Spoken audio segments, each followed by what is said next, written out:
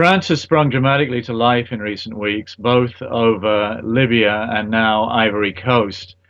This looks to me like a reaction, possibly an overreaction, by President Nicolas Sarkozy after France's conspicuous failings in both Tunisia and Egypt, where it was way behind the curve and looked like it was in bed with the former leader of Tunisia, Ben Ali, and then with Mubarak in Egypt. And the former foreign minister in France had to resign over that because of her cozy contacts with Ben Ali, and it also caused embarrassment to Prime Minister Fillon.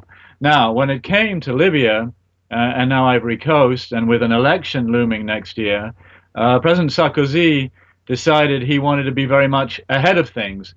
France, of course, has been the first to recognize the rebels in Libya, the transitional authority in Benghazi. Now, in Ivory Coast, responding to a UN resolution which gives it some legal footing, but not, I think, a really waterproof one, French troops have intervened on the side of Ouattara, the victor in elections last year, according to the African Union, the UN, and all neutral observers, to try and secure the resignation of President Gbagbo, who has been resisting and is now holed up in a bunker in the presidential residence. This has been a very aggressive move on France's part. There was a UN motion last Monday. There's been talk of the new responsibility to protect, providing the justification. But French troops have really taken side in Ivory Coast in trying to force this outcome.